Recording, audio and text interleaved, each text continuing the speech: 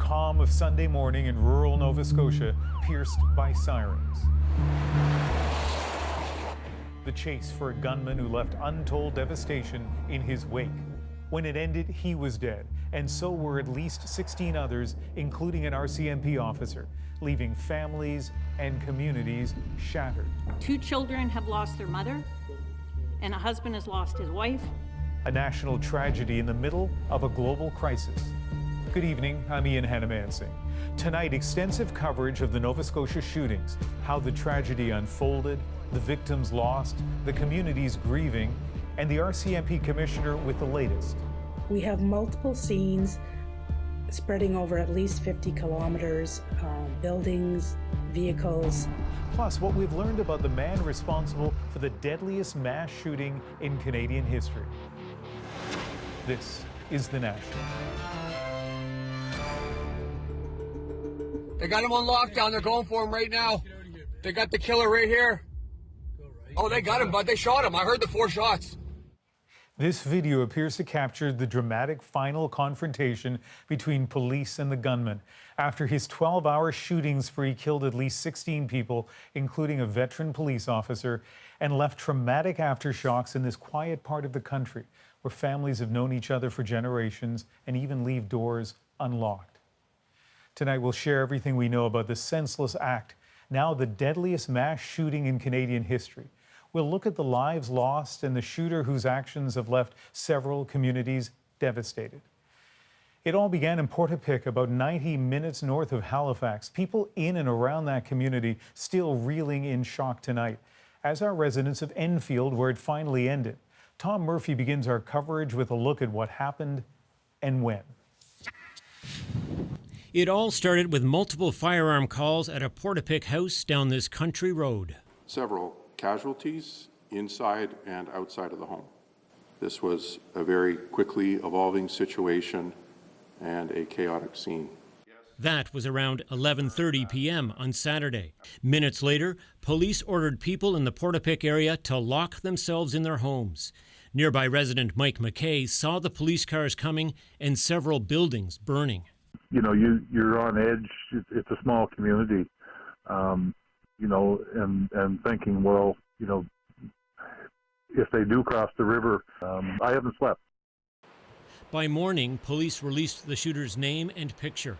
Neighbors are shocked to learn it's the normally mild-mannered Gabriel Wortman. Police reported there are several victims. Around 9:45 a.m., CBC learned of another house fire, this time north of Portapique in the community of Wentworth.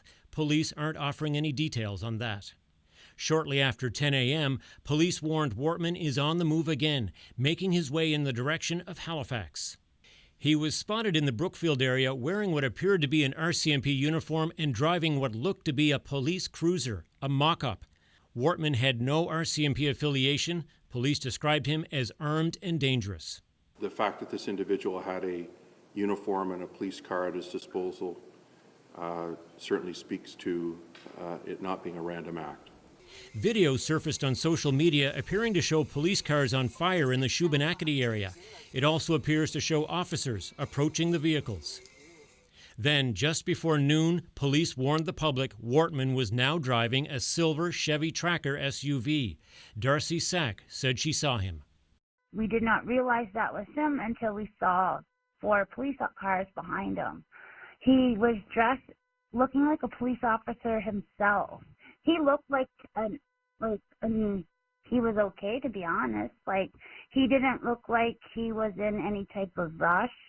He didn't look like he was worried. Moments later, police said they had cornered Wortman at an Irving Big Stop in Enfield, 12 hours after and 92 kilometers away from where it seems to have all begun. Tom Murphy, CBC News, Halifax.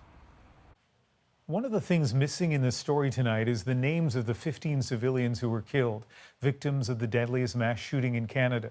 Officials still haven't made those names public, and tonight, people in and around Portapique are struggling to find out even the most basic information. Shayna Luck is there. This morning, Dave Brown was sheltering in his home, but by the afternoon, his grief brought him outside to display his heart on his sleeve. when stuff like this happens, we got to rally together as people, loved ones in the community, and just show everybody that, bad things happen, but we're still good people over there, right? This tiny seaside community holds only about 100 people, a smattering of houses on the northern shore of the Bay of Fundy. But deep in the night, people on this quiet road woke to see things they never expected. An armored police car, officers with guns drawn, racing in every direction. And across the bay, something unsettling. Pretty large house fires, yes. And some explosions, gas tanks or propane tanks and what have you. The RCMP have lost one officer. Another is injured. The dead officer is Constable Heidi Stevenson, a 23-year veteran of the force. 2 children have lost their mother, and a husband has lost his wife. Parents have lost their daughter, and countless others lost an incredible friend and colleague. Details about victims are still emerging, and some are still waiting to find out if their loved ones were caught up in the gunman's rampage. Words cannot or console the families affected by what has transpired over the last 24 hours. Back in Portapique, the community is reeling. They aren't even sure who among their neighbors is dead. If it's the lady who we think it is, like I've met her a couple times, and always walking around with a smile on her face every time I seen her, and it's real. It's saddening, very saddening. People in Portapique are going to have to wait a bit longer for answers. Police said this afternoon they are just at the beginning of a long and complicated investigation. There's also a secondary investigation by the agency that steps in whenever someone is injured or killed during police activity. Shayna Lux, CBC News, Portapique, Nova Scotia. There are many questions about the gunman. We know he was familiar to people in the area, but no one seems to know what his motive could possibly be. And among the mysteries, why he tried to pass himself off as a police officer. Kayla Hounsell has been putting together a fuller picture. Hello, my name is Gabriel Wortman. I'm a licensed insurance here in the province of Nova Scotia. 51-year-old Gabriel Wortman is also the man police say went on a 12-hour shooting spree, killing at least 16 people. I can't really wrap my head around it, so I'm waiting. Cheryl Tilden was one of his patients at his Dartmouth clinic, where she says his wife also worked. He treated me like family. Him and his wife were joking around all the time. Made you feel great. By the time I left there, I was in a better mood. I interviewed Wortman for another network in 2014 over dentures that he had donated. He, was known for his bike. And Loretta Parley went to high school with a Gabriel Wortman. She says this is his yearbook photo. He spoke in his high school biography about wanting to be an RCMP. It was briefly in passing how every typical teenager talks about, what they want to do once they're out of school. And that was what he had mentioned, being a police officer. Today, the RCMP didn't provide any information about Wortman's motivation, whether he was known to police or the relationship to his victims, except that some of them appeared to be chosen randomly. I'm sorry, due to privacy reasons, I'm not able to discuss the relationship with the victims, other than to say there were some that appeared not to have a relationship with the assailant, the shooter. All of it is so hard to believe for Cheryl Tilden. Honestly, if he would have showed up at my door without knowing any of this, I would have just invited him in. RCMP confirm Wortman is now dead. Kayla Hounsell, CBC News, Halifax. So as you saw, Nova Scotia RCMP addressing the media this evening, and here's a bit more of what was sometimes an emotional news conference. Today is a devastating day for Nova Scotia, and it will remain etched in the minds of many for years to come. What has unfolded overnight and into this morning is incomprehensible, and many families are experiencing the loss of a loved one. That includes our own RCMP family. It's with tremendous sadness that I share with you that we have lost Constable Heidi Stevenson, a 23-year veteran of the force, who was killed this morning while responding to an active shooter incident. Heidi answered the call of duty and lost her life while protecting those she served. Earlier this afternoon, I met with Heidi's family, and there are no words to describe their pain. 2 children have lost their mother, and a husband has lost his wife. Parents have lost their daughter, and countless others lost an incredible friend and colleague. This tragic incident has also resulted in many victims outside of the RCMP. Countless families are in mourning today. Each person who lost their family and friend, and they too will need their support. The impact of this incident will extend from one end of the province to the other. As Nova Scotians, we have to do what we're known for and come together in times of need and support each other. And the RCMP Commissioner Brenda Lucki joins us now from Ottawa. Commissioner Lucki, our condolences on this terrible day in Nova Scotia. Well, what's your message for your members and for Canadians?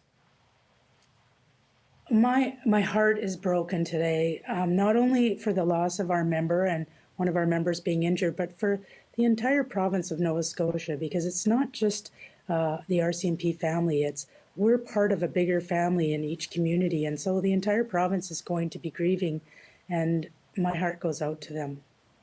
The number of people killed, staggering, obviously. What little we're hearing about the circumstances also is hard to imagine in any place, but especially in rural Nova Scotia. What can you tell us about what this gunman apparently did?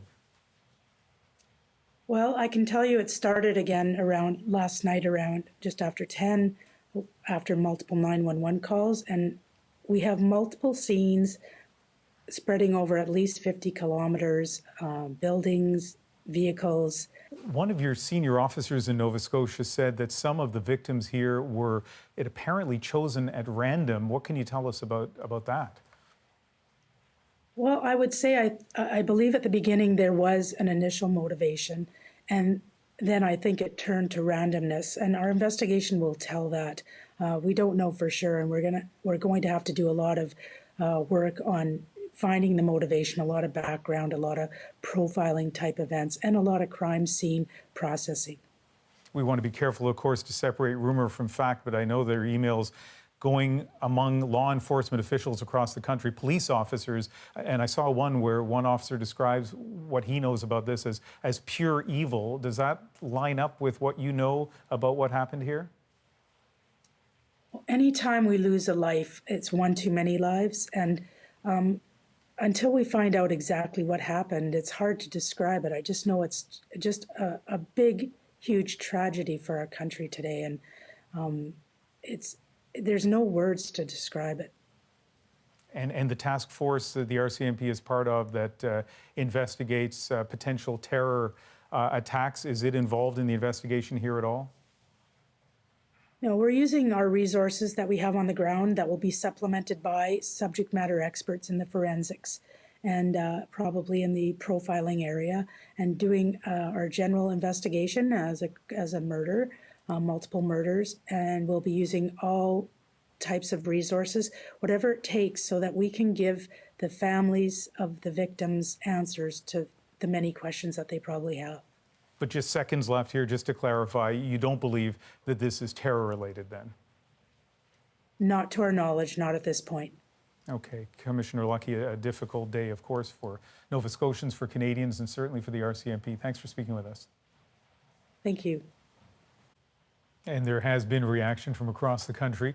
Anita Bath has been gathering that in our Vancouver newsroom. Anita? Ian, the news of this tragedy is emotional for people everywhere in Canada. In a statement, Prime Minister Justin Trudeau says he's saddened to learn about the senseless violence. Every day, law enforcement members put themselves in harm's way to ensure our safety and well-being. As a country, in moments like these, we come together to support one another. Together, we will mourn with the families of the victims and help them get through this difficult time. Canada's Governor General says she is devastated by the shootings. Our heart goes out to the family of Constable Stevenson. I reached out to some of the RCMP officers that work with me day in and day out. It's a big family, and we feel terrible with this loss of life. We don't have any details. My condolences to all those affected. Here in BC, we are far away, but I can tell you the details of what's happened have hit home. Premier John Horgan calling it a senseless attack, adding the hearts of British Columbians are with all the victims. But really, Ian, we have a whole country standing with Nova Scotians tonight. Many are heartbroken, knowing how hard it will be to mourn the victims under this time of physical distancing and COVID-19. All right, Anita, thank you. This is an unimaginable tragedy for the communities affected. More murders in one day than Nova Scotia experienced in all of 2018. These are rural areas where everyone knows their neighbor. And as two local politicians tell us, they're now struggling to understand how this could happen just outside their homes. People live here because they feel safe and secure in a nice little rural community where everybody kind of, for the most part, knows everybody. And I think that they're shocked, and I don't think we really know what to think. It's just unbelievable that this can happen in any rural community in Nova Scotia. It would be different, I'll tell you that right now. There's a lot of people around here probably don't lock their doors. They've lived here all their life. They leave a whatever sitting out on the side of the road. There's no concern. We talk about COVID being a new life. This is a new life, new reality for us right today. Well, you hear that kind of news and you don't even imagine that that could happen here in this province in a rural area. You think it might happen in big cities somewhere, but not here. Communities are so tightly knit that this kind of a devastation hits everybody. It's not just that community that's affected. It affects all of us now.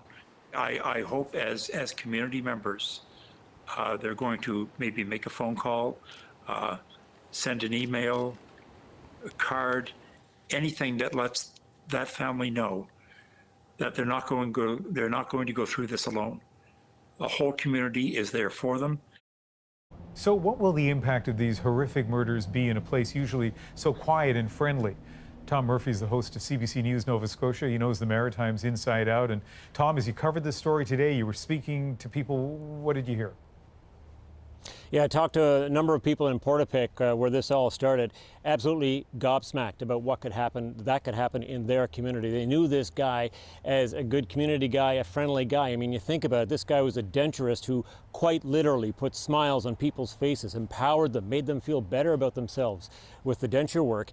Here we have a guy who's brought an unbelievable amount of fear and grief and really concern to their community. They just cannot put together the two personalities involved here. Absolutely floored by what happened today. Yeah, and we were hoping maybe we'd get some clarity in that news conference this evening, but still, even the RCMP says that they don't fully understand or even understand at all the motive. Six years ago, Tom, those horrific RCMP murders in Moncton, you covered those. Are you seeing a parallel in terms of the impact on the community? Yeah, I mean, that was one of those first times in this part of the country, which is normally very quiet on this kind of a thing, when people felt that fear, for hours at a time. That same kind of fear was felt in Nova Scotia for a 12-hour period here today and last night. Also, of course, the loss of innocence. That's what comes next. People laugh. I was saying today, people like to sleep with their windows open and the doors unlocked in many parts of Nova Scotia. Some people questioning that now, whether that is the thing to do. Just really trying to come to grips with what happened, and this will take days for them to dissect it. And really, some of the families too, some of them on Facebook, for example, people who are living afar, trying to find out, has anyone seen my parents? My parents live on this part and this part of the community. Did you see them? So there are still a lot of ripples to this whole story that's happening right now. It's really painful to watch it play out. And so much more to find out. And I know you and Kayla will be leading our coverage in the coming days. Tom, thank you. Thank you, Ian. We'll check in with the other news of the day next. And still ahead, more on this devastating day in Nova Scotia. It appears to be, at least in part, very random. Investigating a tragedy and following a killer's chaotic path over multiple crime scenes. We get an insider's look at how investigators are likely working this case. That I will have to fight. Finding ways to come together during a tragedy while being separated by a global crisis. We're back right after this.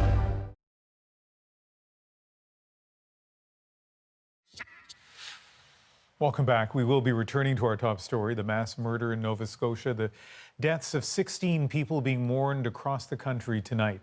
Ahead, how investigators are likely working this case. But first, we want to take you through the day's developments in the other big story. Canadians are living through the COVID-19 pandemic. To date, it has led to the deaths of more than 1,600 Canadians, with more than 35,000 testing positive. The pace of infection remains a challenge. 1,673 new cases were reported today, a stubbornly high number, but if we look at the daily increases in cases as a percentage of the running total, it is consistent, a sign of holding the line against a tenacious threat. That threat has until now effectively shut down Parliament. The government says it wants strict limits on how MPs return to Ottawa tomorrow. It says for safety. But the official opposition says that undermines accountability. Ashley Burke has the debate over democracy in a pandemic. We should have Parliament that functions, but we have to do it responsibly.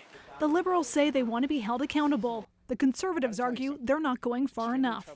We think in times like this, we need more accountability, more transparency, not less.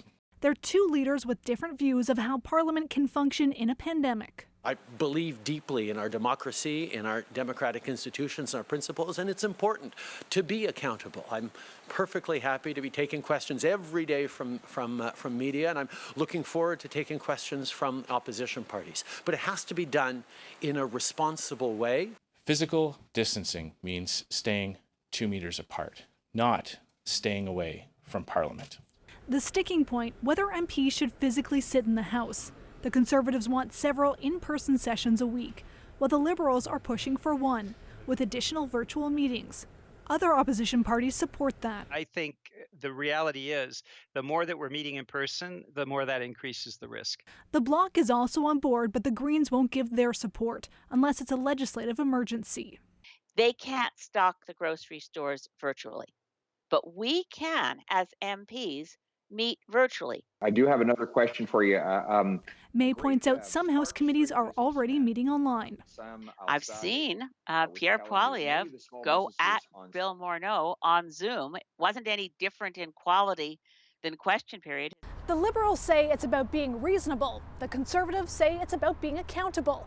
All of this during a pandemic when Canadians want both democracy and decisiveness. Ashley Burke, CBC News, Ottawa. A life and death struggle with COVID-19 at long-term care facilities across Canada continues for residents and those who care for them. Victoria Salvin, a patient attendant at Grace Dart Extended Care Centre in Montreal, contracted COVID-19. Her death confirmed this weekend. At least 62 residents of the Grace Dart facility have tested positive for the virus, along with 18 staff. In Nova Scotia, there's a similar crisis. They had multiple introductions of this virus probably around 3 weeks ago, and it has spread substantially within a large facility. Northwood Manor in Halifax has seen a total of 5 deaths so far this weekend. More than 80% of cases at the province's long-term care homes are here. Now provincial health staff and volunteers are stepping in. And in Ontario, Mountain View Care Home in Georgetown reported 8 deaths linked to COVID-19. About 1 in 6 long-term care homes in Ontario have outbreaks, and among the worst at Anson Place and Eatonville Care Centres. Both are operated by the same company. Talia Ricci heard from a woman whose parents both live in Eatonville. The home is doing everything they can, but I'm really worried. Both of Jane Bailey's parents have tested positive for COVID-19. But her worries extend to everyone at that long-term care home. Eatonville is traumatized. More than 30 residents have died. More than 100 have tested positive, and so have dozens of staff. Bailey is concerned the home isn't getting the support it needs. Promises that are being made do not appear to be being implemented in the urgent and timely manner that has been expressed is going to happen. The Ontario Nurses Association has filed a legal action against this home and 2 others operated by the same company. The protective equipment was not available. There was a lack of communication to the nurses. The company says workers have had protective equipment. The province says hospital staff are helping at this home as well as others, but that it doesn't have the capacity to take over the homes. First of all, that's right in my own backyard. It's an absolute tragedy. In a statement, Eatonville Care Centre says Trillium Health Partners is providing additional support to the home through testing residents, prevention education, and connecting several residents with a geriatrician. Some with loved ones in the home, like Trish Miller, are managing to stay positive, especially after receiving news of a negative test. It's definitely scary, but you know, everybody, they're doing the best they can. For now, Miller has been doing a Christmas countdown for her aunt in the home, something to look forward to. Okay, we love you too. But Bailey isn't feeling as hopeful. She says more help is needed now. All of these 133 people that tested positive at Eatonville are going to start passing away. Talia Ricci, CBC News, Toronto. And in the U.S., frustration about measures meant to protect people have led to more protests at state capitals. With demonstrations in the first state affected by the coronavirus, Washington, and in Colorado, thousands demanded to be able to go back to work. All of this comes as America reaches another milestone. More than 750,000 people confirmed with COVID-19. The number of deaths has passed 40,000. Protesters have expressed sympathy, but as Paul Hunter tells us, they're also fearing economic uncertainty.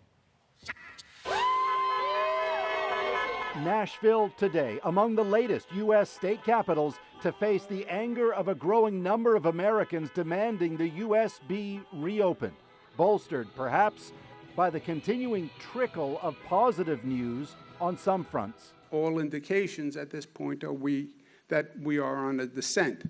But while New York's governor noted the rate of COVID hospitalizations in his state is dropping, he also emphasized the coronavirus, or as he put it, the beast, is still out there. We can control the beast. Yes, but the beast is still alive. We did not kill the beast. And the beast can rise up again.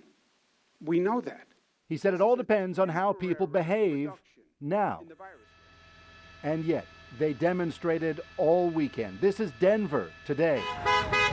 And this is Wisconsin yesterday, where even in the face of those who argue it's unsafe to rush into a reopening, demonstrators countered their own liberty is at stake. We are still a free country, at least for now. Highlighting the growing desperation, lineups of cars yet again for food handouts this weekend in Texas. Food many can no longer afford to actually buy. We have 5 kids and then like 3 grandbabies at home. So right now, you know, it's a big help to us. They want to get out. They want to get out and get back with their lives. Suggested Donald Trump today he's on side with those protesters, of whom he's evidently well aware. I watched the protest and they were all 6 feet apart. Some governors have gone too far. Some of the things that happened are maybe not so appropriate. And I think in the end it's not going to matter because we're starting to open up our states. The reopen, said Trump, will be systematic and, in his words, done beautifully. Said the president tonight he thinks it'll go very well. Paul Hunter, CBC News, Washington. Misinformation about COVID-19 is spreading faster than the virus, powered by social media with everything from supposed cures to conspiracy theories about the outbreak. And as Katie Nicholson explains, tech companies are struggling to contain it. This video claims children died after receiving a COVID-19 vaccine. This is one of more than 40 million posts flagged by Facebook as false. It hasn't been removed, but it starts with this link to a fact check. Critics say that doesn't go far enough. I can't imagine it convincing anyone who doesn't already believe that stuff. Robert Evans is a journalist with fact-checking organization Bellingcat. He says tons of misleading information is slipping through and Facebook needs to take more aggressive action.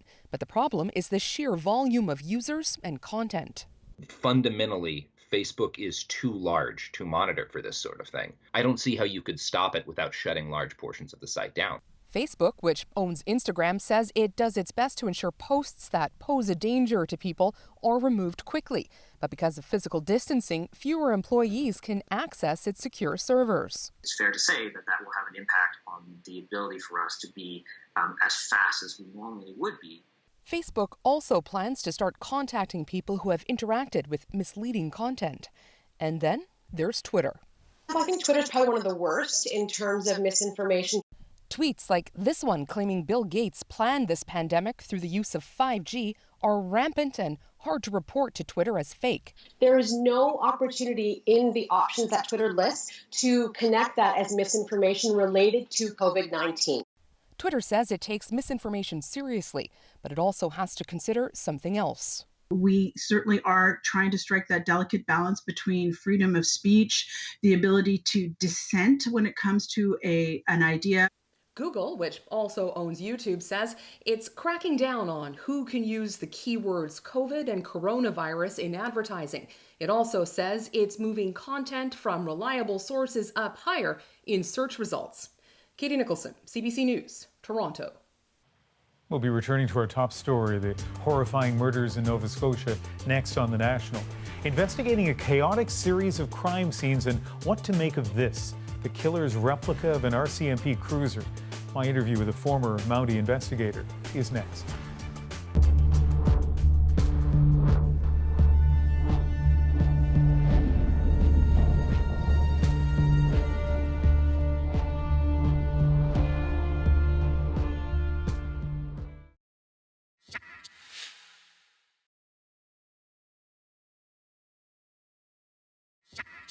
What happened here in our province is not who we are.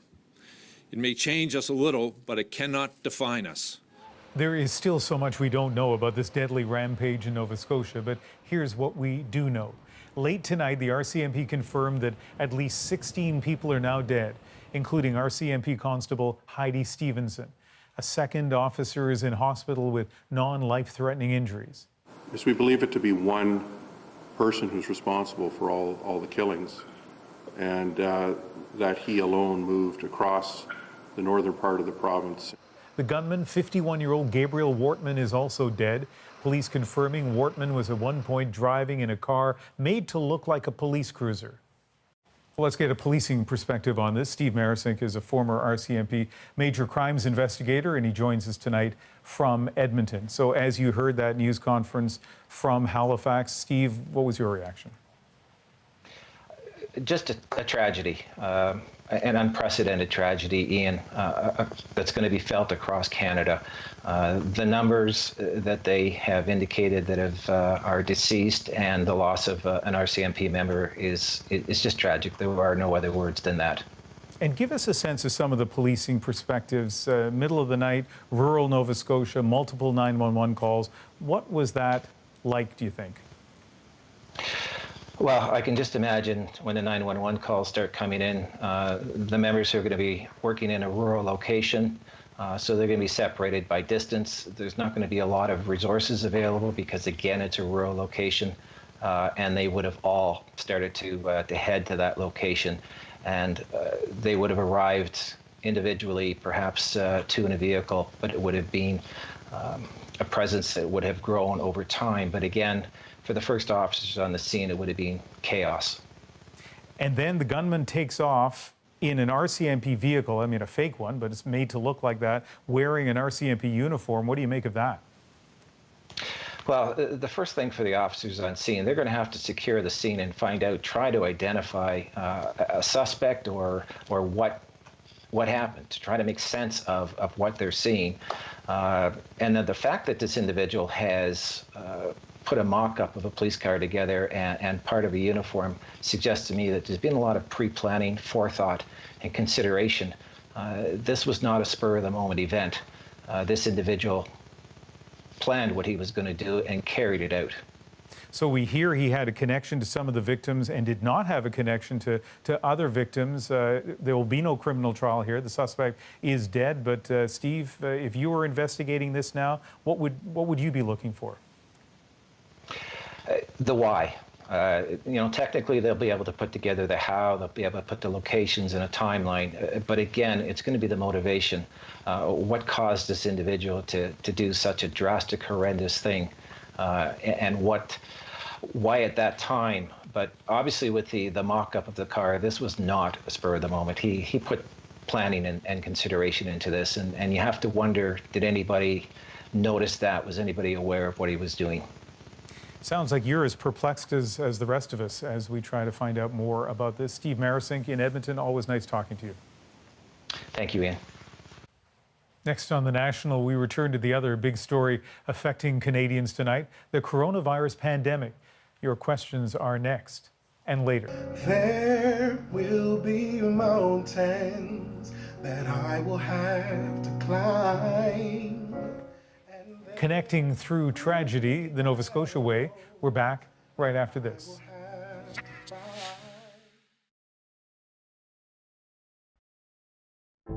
I'm Jamie Poisson, and tomorrow on CBC's daily news podcast, Front Burner, we take a deep dive into China's world of wet markets to find out exactly why many experts are calling for them to be shut down. Subscribe wherever you get your podcasts.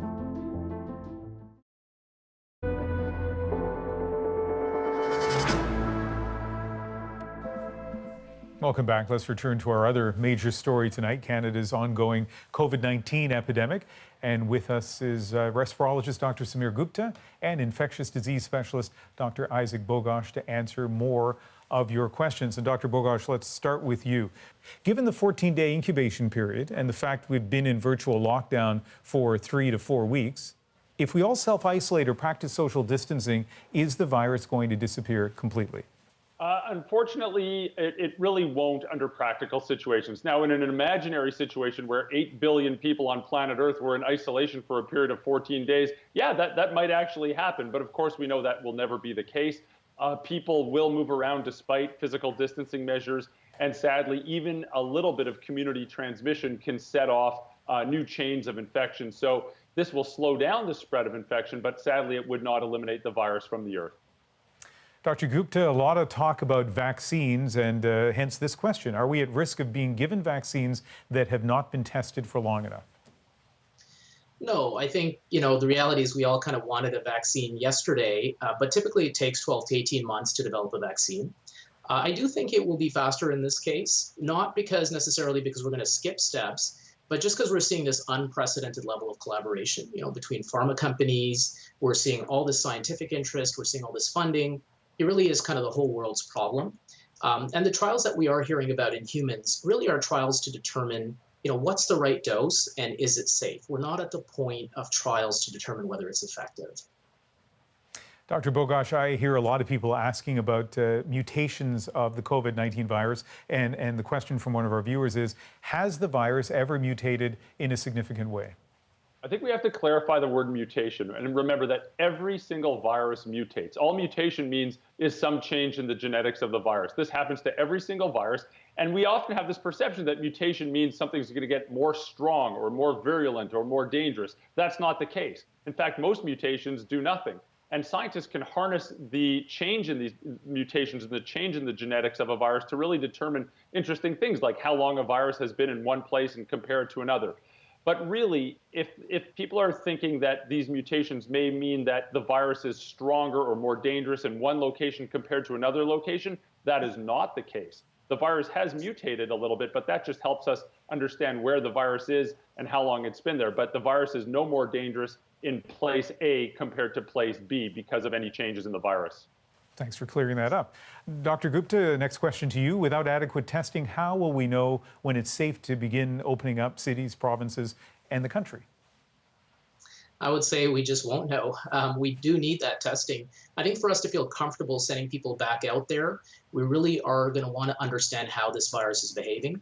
And to know that, we're going to want to know exactly who has this virus and who doesn't, but also who has had the infection and has a reasonable degree of immunity to it. And to know those things, we need enough tests. In other words, we need community testing, but we also need accurate enough tests. And that means that we need to understand, with respect to all these various tests that are now out there, what the so-called false positive and false negative rate is for each of these tests. So we do need that testing and we need more information.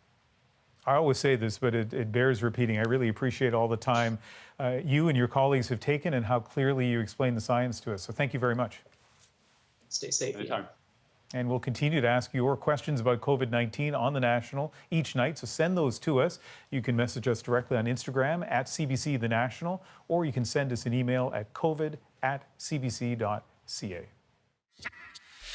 Around the world, 2.4 million people have tested positive for COVID-19. But every country's epidemic is its own story. Doctors and nurses are doing a heroic job.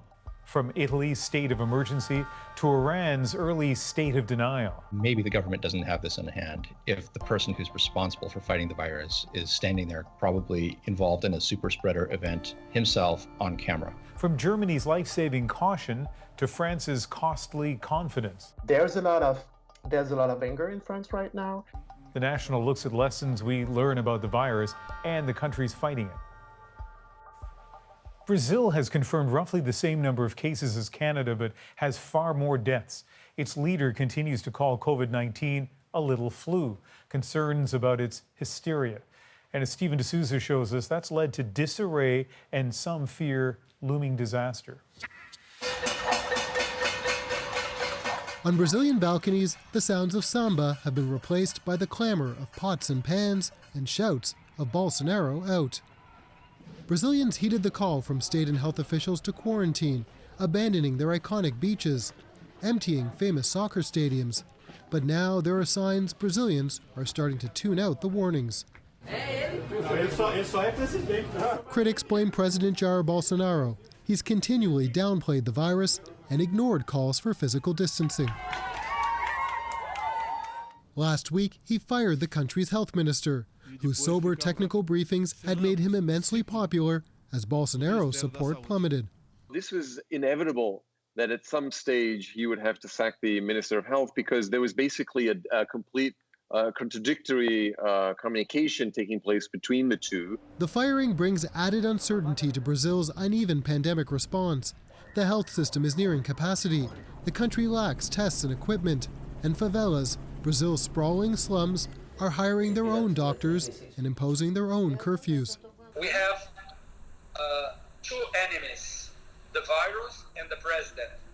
I really don't know which is the worst. Like his ally Donald Trump, Bolsonaro wants a return to normal, even as calls for his impeachment grow. Impeachment remains a remote possibility because people are so focused on sort of near-term challenges. And I think the president seems to know that. Experts estimate Brazil's case count is likely 12 times higher than the official number. Now, with the new health minister, who is unlikely to stand up to the president, there are fears about what could happen with the pandemic's peak still weeks away. Stephen D'Souza, CBC News, Toronto. We return to our top story next, including a moment for this moment. It's hard to remember the places you've been. Finding ways to connect during tragedy in the midst of a pandemic. Next.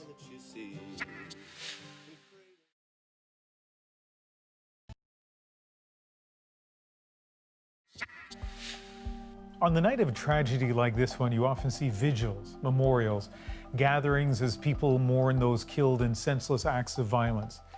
But tonight we're in the middle of a global pandemic and that can't happen. So Nova Scotians have made use of a Facebook page, one that became popular during this COVID-19 lockdown, the virtual kitchen party. Musicians jumping on their guitars, pianos, and for some harmonicas to try to fill people's homes with a variety of tunes. And that is tonight's moment. Kitchen party, what's going on? But how can I expect to win if I never try? Oh, I just can't give up now. Come too far from where I started from. So rock me, mama, like a wagon wheel. Rock me, mama, any way you feel. Hey, mama, rock me. Rock me, mama, like the wind and the rain. Rock me, mama, like a southbound train. The fortune in your eyes is more like a dream. She's called Nova Scotia.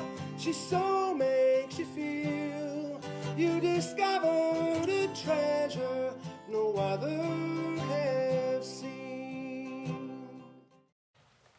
Well, I hope that provides some measure of comfort, but it's going to be difficult. It's just so hard to imagine something like this in rural Nova Scotia. It's hard to imagine it anywhere really in Canada, and unfortunately, you know, this is going to feel worse in the next few days. We're already starting to get some names via social media, though not confirmed by official sources. But as we learn more about the victims of this, as we learn more about the circumstances and their relatives and how people are struggling to cope with those losses, it's going to be tough. But we will have more on this, of course, tomorrow, and we appreciate you watching The National tonight. That is the program for Sunday, April the 19th.